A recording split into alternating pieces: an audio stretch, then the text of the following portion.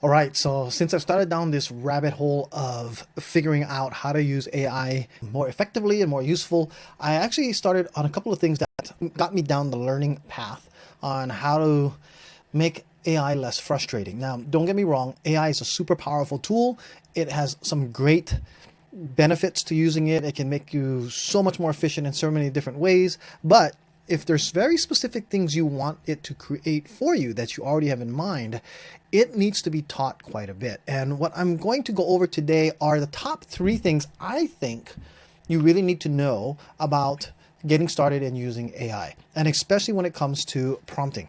So the whole idea behind AI is you prompt it with some information that you want to get out of it. So you actually ask it something, you put it into a context that it's supposed to understand, and then it processes it. And it's like having around the smartest person in the world on that subject matter walking next to you explaining things back. Now, a lot of times the AI does not ask questions back. You want to know more. It just takes what it thinks you might be trying to explain or ask for, and it just spits it back out. But what I've found is there are a bunch of different things that you really need to know about AI in order for it to become a very efficient tool for you to use. So some of the things that you just ask it to do would be mind-blowing. And before I started down this rabbit trail of really diving deep into it, I used AI sporadically and found that it gives me exactly what I want when I come to very simple things and just basic answers. For most of the time, about 70% of the time, it's really just fantastic. About 80, the other maybe 10% of the time, it's okay. And the last 10% is absolutely useless. So there are some limitations to it. And here's the 3 things I think that you really need to know about using AI to go to become more efficient at it and to understand the learning process that you're going to have to go through. Okay, so the first one is be clear and specific. Now, here's what's interesting is I actually downloaded a Audible book about AI prompting. And as I was walking this morning, I started to realize that there was a lot of contradictions in what they were saying. So here's first number 1, be clear and specific. So it's saying, for example, instead of saying, tell me about animals, you want to be very specific. Tell me about habitats of lions. And with that type of prompting, it'll give you what you want on that. Now, if you wanted to just know about animals in general, it's going to give you all kind of answers that it's going to be grabbing out, just figuring out maybe what you want. Now, if you talk about lions and the habitat specifically, it can hone in on the knowledge that it has and then explain as if there's a lion expert sitting in front of you, then talking to you about the lions. Now, the whole idea behind this being clear and specific helps to refine the knowledge that it's grabbing from to give you exactly what you want. But here's the problem with being clear and specific. You give it too much information and too much clarity, it gets confused, which is really weird, because even when I was going through this Audible book, it says, give it as much information as you possibly can so it doesn't have to guess what you're thinking, but don't give it too much information because it gets confused, and then so you're stuck. What do? I'm going to give you the answer to all of this in the end, because here's the number 2. It's also going to tell you use simple language. Now, if you're trying to be clear and specific and you use the word habitat, is that a fancy word or not? Because specifically it says, avoid fancy words or complex sentences. And they give an example of, instead of enumerate the benefits of photosynthesis, you're going to say, what are the good things about photosynthesis? So you're going to make it easier language. Now that kind of makes sense, but the same thing with the lions. So tell me about how lions live. You shouldn't have they said it that way instead of the habitats. I don't know. It's one of those things that you just have to play out to start figuring out what's going to give the best prompting, because here's the thing. There are people out there like on Instagram and even on YouTube and all these other AI, and I'm going to call them gurus because they really know how to prompt. They start putting their prompts out and saying, this is how you're going to get the best answer for such and such an item that you want. And it's really interesting because a lot of them are very detailed and very structured in certain ways. Now, there's definitely a structure to how to prompt properly. And you'll start to see this very evidently when you're using AI for especially for images.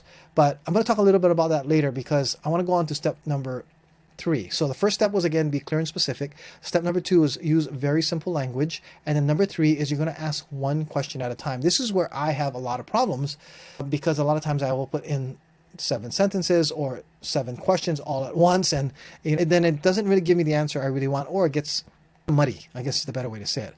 Like, for instance, the way that it asked me, tell me about habitats of the lion, or what are the good things about photosynthesis? That's a very straightforward sentence. And then after that, if there's a follow-up question, you can actually ask more. Now, ChatGPT, what I've been noticing is that it asks you questions along the way, more than it used to.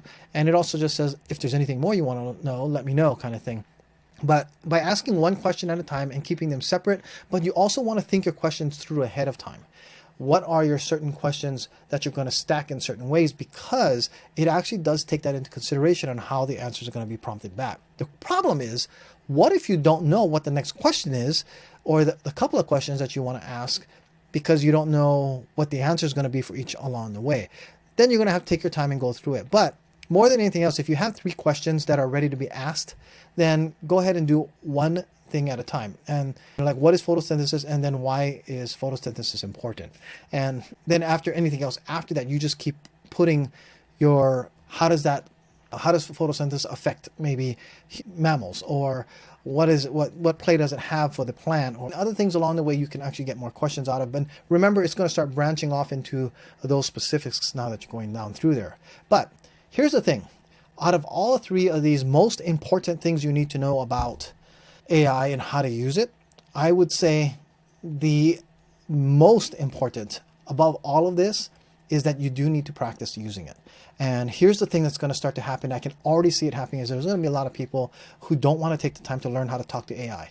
This opens doors for possibilities of a whole new job genre that's going to start to open up, of AI prompters that are really good about thinking these things through. Now, I'm also beginning to think that AI might actually have an AI tool on how to prompt for certain things. But I don't know if that's going to be possible, because then that AI tool will probably already know the answer. And that's what you're thinking about doing. But you also have these databases of prompts already put in place that will already tell us what we want to get out of it in a very specific structure. Now, these people who are going to be building these databases or have these sets are using super creative ways of using AI. There's a woman out there who actually does a Instagram about her AI prompts, and it's pretty fascinating because she will have this whole AI prompt automation set up so that when she gets an answer from a client, when she's actually looking for new prospects, when an answer comes back, the AI will then use a specific a set of prompts that answers the questions that these people already have, and already filters out the ones that she doesn't need to talk to, so she can send out tens of thousands of contacts, some marketing strategy that she has. And when she puts it out there, the responses that come back, the AI starts to filter and already respond back to them, communicate with them, refine the answers. And I don't know how long that took, but you can see how powerful this would be if she worked for a big marketing firm and started using that tool as a process for them to get the hottest leads possible, that's going to focus on getting the most revenue, and it will generate ROI that's pretty crazy, because one, you don't have to have all of these humans filtering things out. But all that being said, this is just one example. There are so many things about AI that is starting to totally fascinate me. And it is, I almost see it like you need to train AI in so many different aspects of how you want things done. And you need to use tools that a lot of these softwares already are using. And the best examples of this is using image generation AI software. So if you wanted to build a picture, in fact, the Waking Up Dreams background logo that you see here on the screen is actually generated by an AI tool that I used. And I just put Asian male walking, and it was supposed to be me, but I didn't have the tool that actually can upload my face to it. But it's an Asian male walking on the beach of Hawaii with a Shih Tzu dog. And one of the images, after tweaking it here and there, this is what came out. And as you notice, it's not perfect. I'm walking, but there's no footprints behind me. And it does still give a very beautiful scene. And this is my dream. I want to wake up in the mornings and walk my dog on the beaches of Hawaii, or on the beaches somewhere every morning. And that would be my dream. And that's where I'm building up to. That actually hopefully does give you a good idea about AI to start. Practice, practice, practice. Get on it. Start asking questions. Anything that you want to try to start creating, ask how to do it. And figure out if this is something that you can utilize pretty strongly. Hope this has been helpful. I'm going to do a series about AI usage from what I've been learning lately, and it's pretty darn cool. I'm going to say that this is, if you are thinking about starting a YouTube channel, this is a tool that you definitely want to get your hands on or get learning to use very well, because it could open a lot of other opportunities other than YouTube as well.